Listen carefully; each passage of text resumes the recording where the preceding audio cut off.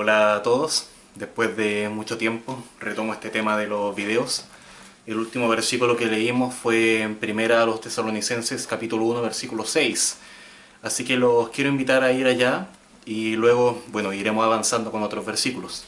Dice así: Y vosotros vinisteis a ser imitadores de nosotros y del Señor, recibiendo la palabra en medio de gran tribulación con gozo del Espíritu Santo.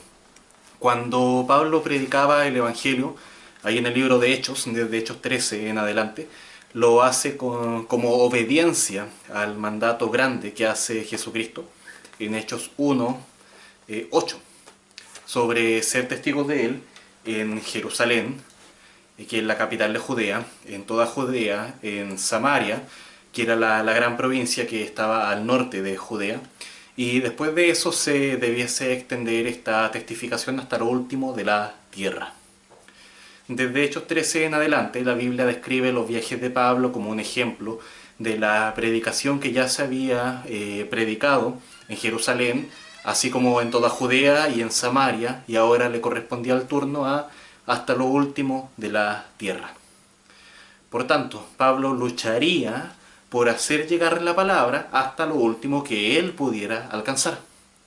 Sin embargo, la predicación en Jerusalén debía continuar, así como debía continuar también la predicación en Judea, así como en todos los lados donde ya se hubiera predicado. Esa tarea no se detiene, continúa. ¿Por qué? Porque los creyentes deben ser edificados. ¿Por qué? Porque todos debemos ser preparados para toda buena obra, que es lo que dice 2 Timoteo 3:17, con la palabra que es inspirada por Dios. ¿Para qué obra? Para la obra que se nos ha encargado, es decir, para lo que tenemos que hacer, que es llevar el Evangelio hasta todo lugar. Cuando Pablo predicaba en Tesalónica, lo hacía con un propósito. Él quería que ellos fueran salvos, como buen evangelista, que no sufrieran la condenación eterna, que fueran liberados de las cadenas de la esclavitud, para poder tener la mejor relación de padre a hijo con Dios mismo, pero también que las personas que se convirtieran lograran predicar a otros. Si esto ocurría, Pablo sin duda se llenaría de gozo, no solo porque estaban ayudándole en su tarea, sino que porque también estaban glorificando a Dios con eso. Y eso fue precisamente lo que pasó acá. El versículo 7 dice: de tal manera que habéis sido ejemplo a todos los de Macedonia y de Acaya que han creído. Quiero hacer acá tres consideraciones sobre este versículo. Primero, de la misma forma que ellos llegaron a ser imitadores, ahora llegaron a ser ejemplo. La palabra ejemplo era usada como la imagen que se grababa en una moneda.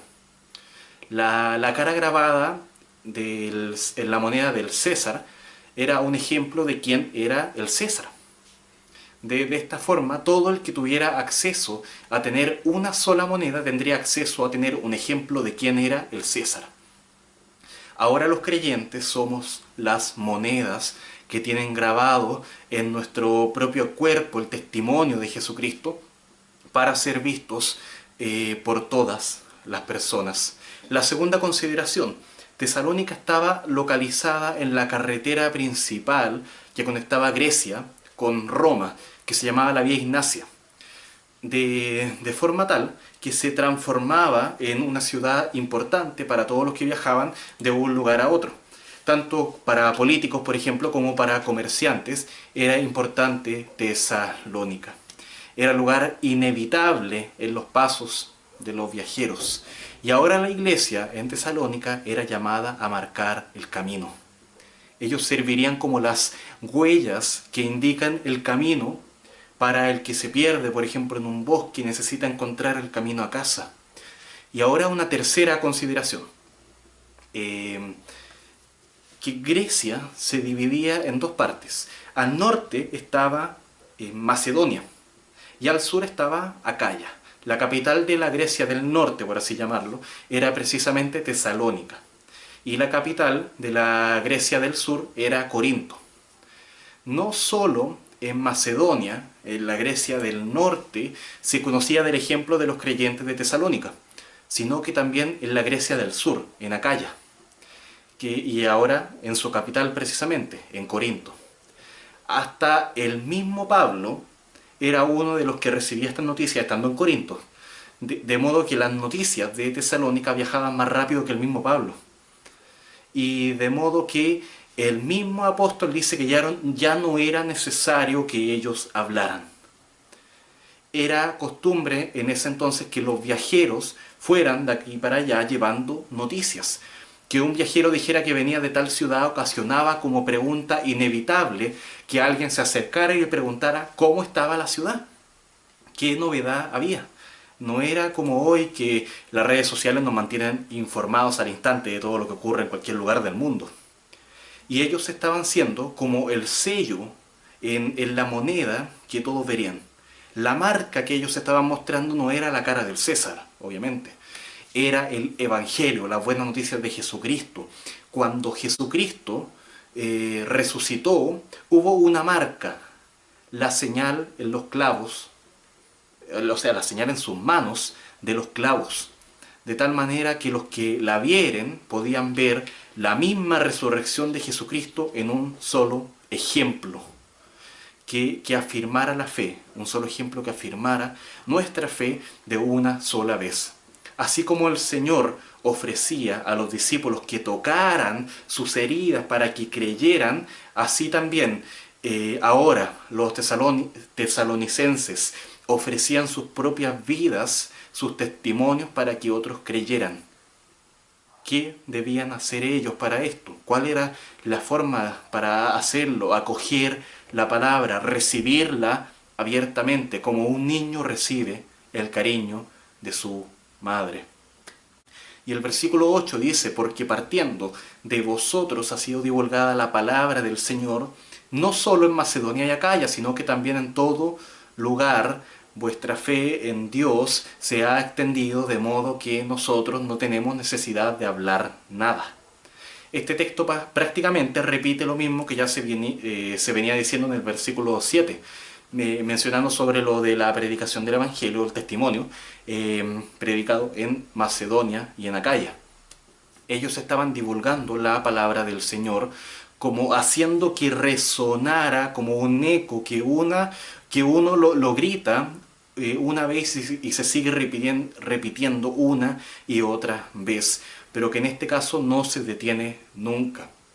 Pero no solo eso, sino que toda su fe en Dios se extendía como se extiende una enfermedad virulenta, así como el coronavirus, se extiende por el mundo. Así se estaba extendiendo el Evangelio por la provincia y seguía más y más. Pero considera esto ahora. La comisión de predicar el Evangelio desde casa, para Pablo, como lo entendía Pablo, era desde Jerusalén. Pero los tesalonicenses lo entenderían como ser testigos del Evangelio en la misma Tesalónica. La comisión de ser testigo en Judea, en toda Judea, como dice Hechos 1:8.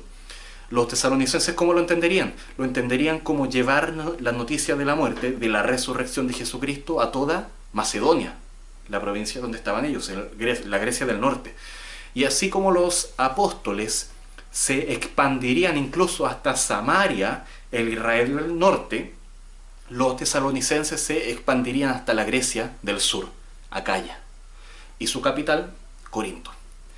Y así como todos podemos comprender lo que significa hasta lo último de la tierra, los tesalonicenses lo entendían como en todo lugar. Y este versículo es maravilloso porque muestra la gran comisión puesta en práctica, llevada a cabo no por los judíos ahora, sino que por los gentiles. Ahora todo el mundo puede hacer lo mismo que debían hacer los discípulos primeros de Jesús. Pero ellos lo hacían de una manera ejemplar. En Tesalónica, la iglesia lo hacía de una manera sorprendente, milagrosa, algo que solo el poder del Espíritu Santo, morando en uno, morando en ellos, lo podía hacer. Y algo que nos lleva a dar gloria a Dios. Así ahora, nosotros tenemos que cumplir con ser ejemplo de la obra de predicación en el mundo. Tenemos que conformarnos cada vez más, transformarnos cada vez más a la imagen de Cristo, siempre con la mirada puesta en dar gloria a Dios en todo lugar y en nuestro lugar. En este tiempo en que nuestro mundo se limita a solo lo más cercano que tenemos, considera el desafío. Es hora de confesar la obra de Jesucristo en tu vida, en tu casa, en tu entorno más cercano, y luego, si el Señor lo permite, sigamos avanzando. Pero lo principal y el primer paso es que busquemos ser imitadores del Señor Jesucristo. Quiero terminar recordándote que este es el deber de todo cristiano. Pero recuerda que el Señor nos fortalece día tras día para que podamos hacerlo. En Él descansa nuestra esperanza y en Él descansa toda la obra que debemos llevar. Que el Señor te bendiga.